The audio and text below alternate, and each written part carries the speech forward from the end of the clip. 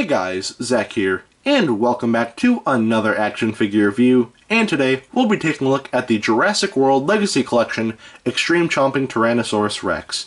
Now, in my opinion, this is easily the best figure in the Jurassic World Legacy line. Granted, when I'm recording this, the Brachiosaurus isn't out yet, so when I record that video, or when I do get it and I record it and upload it, I'll probably just make an ass out of myself and, well, just do that. And just say, oh, this is the best, but then contradict myself in the next video. But as of now, I think that, this is still a very nice figure, and easily the best in the Legacy line. Yes, there are some things that I could have done differently with this figure, but for the most part, this is still a very nice figure, so, yeah. Anyway, with all that out of the way, let's take a quick look at the painting on this figure. And the painting on this figure, not the best. There are some spots where they did kind of skimp out on, but the painting here is still very nice. So, of course, most of the body is a brownish color, almost like an orangish color, which does look very nice. And on the top of the body, we do get a nice shade of brown going from the back of the neck all the way to the back here.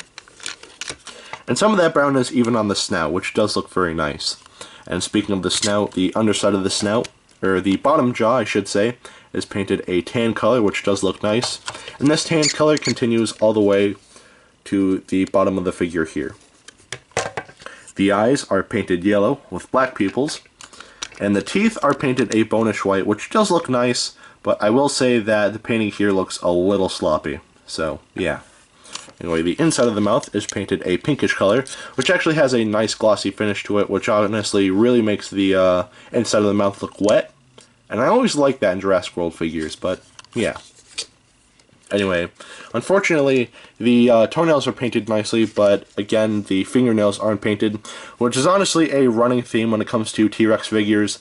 To me, I feel like every time the fingernails should be painted, and it's kind of frustrating here because, and even Kenner, didn't really paint the fingernails as well, so if you want to make a comparison, oh, well, that, Kenner's better. Well, Kenner is better, but, yeah, a lot of their T-Rexes didn't really have painted fingernails, but I digress. That's just a bit of a tangent, but it's kind of frustrating because it looks like they started to paint the fingernails, but just kind of gave up right there, which is honestly very frustrating, but yeah.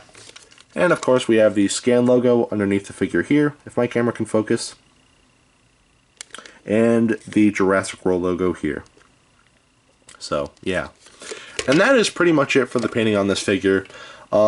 Again, it would have been nice if they painted the fingernails. That, and I feel like it would have been nice if the tail, had paint on it too, because there's no painting on the tail. It's just, a brown piece like so. There's none of this brown like on the back or any tan color like on the bottom, which is very unfortunate, but the rest of the painting still looks very nice. So the painting on this figure gets a pass. Now I'll take a look at the articulation, and the articulation on this figure, pretty good as well. There are some things that, again, aren't the best, but considering, the articulation still is very nice. So we have a ball joint at the head right here, a ball joint at the neck, but, well, there's not, oh. Earlier when in one of my earlier recordings, the neck was squeaking, but now it's not. So I don't really know what's going on now. So, yeah. But anyway, there is a ball joint at the base of the neck here, but I guess it's just not squeaking anymore, so that's honestly a good thing. I'm not complaining, but it used to squeak, but now it doesn't. But anyway, the arms can move 360, but they can't really move outwards like the other figures can. Instead, they just kind of swivel inwards, which honestly looks a little weird, but it's what it is. Now the legs can spin forward this much, almost 360, but actually they can move 360, but the feet are actually very big. They can get in the way, of the arms here, so definitely do be careful of that. There's a ball joint at the tail here, and the reason why there's a ball joint here is because this figure actually comes disassembled and you have to put it on the tail, so yeah. And lastly, the feet can swivel a full 360 degrees. And the reason why they did this was because, well, they needed a way to get the figure to fit in the box, so they just did that. And that is pretty much it for the articulation on this figure. And the articulation on this figure is very nice. Oh, wait, no, I'm an idiot. I almost forgot the biggest part about this figure. So, as you can see at the head right here, there's a button. So what you want to do is you want to push that, and you have the extreme chomping feature. And just like with the Ceratosaurus, something I love, this figure starts out with its mouth closed, but when you push the button, that's when it opens. And that's how it should be for a lot of Jurassic World figures, if not all of them. But that's not the case, because there are a lot of figures where the mouth is just always open, and then the button just closes it, which is kind of a shame, but it's still nice. But yeah. And of course the mouth opens up very wide, but something I don't really like is that the tongue here just kind of juts out in the center of the throat, which looks very bad, and it doesn't just look weird, but, you know, if kids had this thing, they'd want to chomp down on human figures. So just because I have him on me, here is Dr. Billy Grant. And, alright, well, that doesn't look bad. That doesn't look bad, but there are other examples where this figure can't really bite onto completely because the tongue is just, you know, in the center there. However, this problem was fixed. There are later renditions of this figure where the tongue is more at the bottom of the mouth, which is honestly much better than just having it dead center in the middle of the throat, but yeah. But that's pretty much it for the articulation, and I mean it this time. So, yeah, and the articulation on this figure, not bad. I feel like the arms are a little weird, and the head, it used to squeak. I might have gone crazy, but I know in my previous recording for this review, the head was squeaking, but now it just doesn't want to squeak. Not complaining, though. Not complaining at all, but yeah, the articulation, the arms are a little weird, but for the most part, the articulation here still looks very nice, so the articulation on this figure gets a pass. Now take a look at the sculpt, and the sculpting on this figure is almost flawless. The sculpting here is absolutely perfect. And really quick, I just want to talk about this head.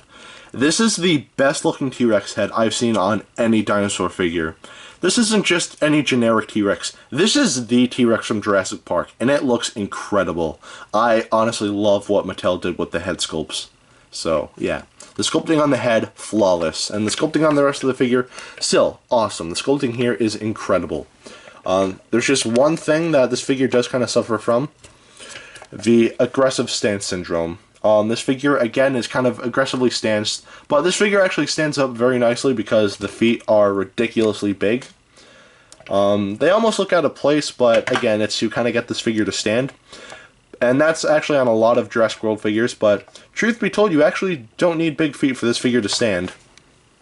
If you just had it standing normally like so, then it would just balance on its own. Just straighten out the tail and just straighten out the head.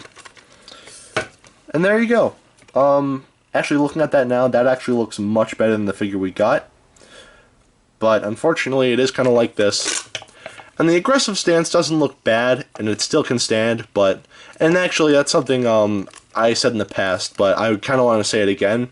I don't hate aggressive stance figures. When it comes to figures like Papo, I feel like it works there because there's no articulation. But here, like, you know, there's articulation, but it's also aggressively stanced, and people move the legs around just to get it in a pose. Well, having, you know, posability and aggressively stanced legs kind of defeats the purpose when it comes to articulation in the legs, but yeah. So it's just stuck like this. You can't really have your T-Rex standing straight like I showed off before. So, unfortunately, you're kind of stuck like that. So, yeah.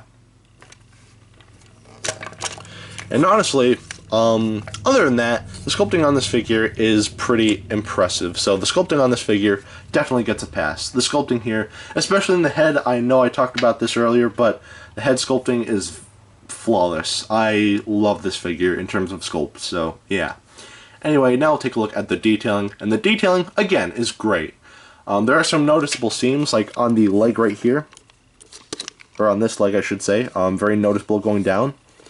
That, and there's a seam in the tail right here, but other than that, the detailing here is still very nice, so let's take a closer look. So all the scales and all the bumps on the head here look very nice, very well defined. Maybe not so much in the bottom jaw here, but it still looks good. And we get some more very nice detailing in the inside of the mouth here as well. Going to the neck, we have some very nice musculature and very nice creasing and wrinkles, which look very well defined. Very nice, and that continues all the way through the body. Going to the arms, we have some very nice musculature, and the arms here, again, look great. Going to the legs, we have more creasing, and a giant scar right here, which I think that's a scar, and that looks pretty cool. But yeah, no, we have more creasing and more musculature, which is honestly great. And even the legs have a fair bit of musculature to them as well. And going to the feet right here are detailed very nicely as well. I'm not going to lie, the hallux on this figure, they might be a little bit too big, but at least they're there, so yeah. Anyway, we have more creasing going down the tail, which looks very nice, very well defined, and we get this seam right here, which is weird, but yeah. And that is pretty much it for the detailing on this figure. The detailing on this figure is very nice. Again, there are some noticeable seams going down the legs and on the tail, but for the most part, the detailing here is pretty good. So the detailing definitely gets a pass. So, at the end of the day, should you get this? I'd say definitely. Yeah, this figure does have a few problems, but for the most part, this is still a very nice figure. I've seen videos where some of the joints are squeaky, and even in this video, I said that earlier when I was recording this video, the neck was squeaky as well, but now it just kind of stopped, so yeah. Not really complaining there, but if you've seen Matthew Brando's video on the Jurassic World toy line, then you would know that the ankles, when he twists them around, they were very squeaky and loud. But yeah, no, if you don't get squeaky joints, then this is a great figure. The sculpting, almost perfect. I say the legs, I'm not really a big fan of the whole aggressively stance thing, but the sculpting still looks very good. And yeah, so if you were to get this figure, you'd probably get it to where the tongue is actually glued to the bottom of the mouth, which is very nice, so yeah. Honestly, definitely get this figure if you can. This is, in my opinion, the best T-Rex figure out of the whole Jurassic World line. There's the Thresh and Throw T-Rex, which I really liked at first, but later on I kind of realized that, yeah, not really my cup of tea. There's the Bite and Fight Tyrannosaurus, that's actually pretty new, and I'm not really a big fan of that figure. The sculpting on that figure is nice, but again, just wasn't really the biggest fan of that one.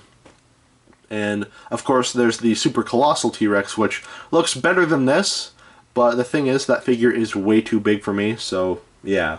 I wouldn't know where to put it, so, yeah. But this, in my opinion, is the best T-Rex figure out of any of the Jurassic World figures. Everything here is great, and even the pricing is very good on this figure. If you want this figure, you would have to pay about 20 bucks, and honestly, 20 bucks for this thing is honestly a steal. This is an incredible figure. And there are actually different variants of this figure. There's a battle damage variant that, you know, is basically this, but there are cuts all over the figure, or they're at least painted all over the figure, which didn't really pique my interest, but that specific variant of this figure actually comes with a battle damage Monolophosaurus, which I don't have, but I actually really want it because it looks good, but then that would require me having to buy that T-Rex, and I already have that figure just without the scars. In fact, it's right here, but yeah. And then there's another variant that you can get. It's basically the same thing, but the paint scheme is actually based off of the male Tyrannosaurus from the Lost World, which is honestly very cool. And that figure comes with a baby Tyrannosaurus figure from the same line. So, yeah. Both I don't have because I feel like they're unnecessary, mainly because I already have this, but if you don't have this figure, I'd say get the original version because it's cheaper and, you know, it's still a very nice figure, so yeah. So, definitely get this figure if you can. Don't pay more than 20 bucks for it, but if you can pay 20 bucks for it, then honestly, definitely get this figure. This figure is awesome. If you're buying this, you know, as a collector, then I feel like you'll love this figure as well. And if you're buying this for a kid, I feel like that they would love it as well. I feel like a kid would have more fun with the Super Colossal T-Rex, but I feel like kids would like this well enough on its own, so yeah. Anyway, if you want to know how big this figure is, here she is next to Dr. Billy Grant. Alright, and with that said, at least as of right now, we are done with the Jurassic World Legacy Collection. I mean, yeah, the Brachiosaurus hasn't come out yet, and there are some other figures that aren't in my country. There are story pack figures where it's Dr. Alan Grant who comes with a white velociraptor trying to recreate the scene from Jurassic Park 3. There's a Robert Muldoon that comes with a brown velociraptor that is based off of the scene from Jurassic Park. And of course, you get an Ian Malcolm figure that comes with a tiger raptor that I reviewed on this channel, and that's obviously based on a scene from The Lost World. And there are plenty of figures that aren't really released in my country for the Legacy Collection, but probably the most requested figure to come over here to the States would be the Jurassic World Legacy Collection Spinosaurus. Even though that figure didn't really interest me, I could understand why people would honestly want that figure. And for one, I'm not really a Spinosaur fan, so I don't really care about that figure. That, and I've seen the Gaming Beavers video, and he reviewed it, and I was not impressed. There was pretty bad quality control on that figure. That figure just fell over just by standing there. The joint in the tail was very loose, and the figure had a lot of problems from what I could see in that video, so yeah. That's actually one thing that I absolutely don't like about about Mattel.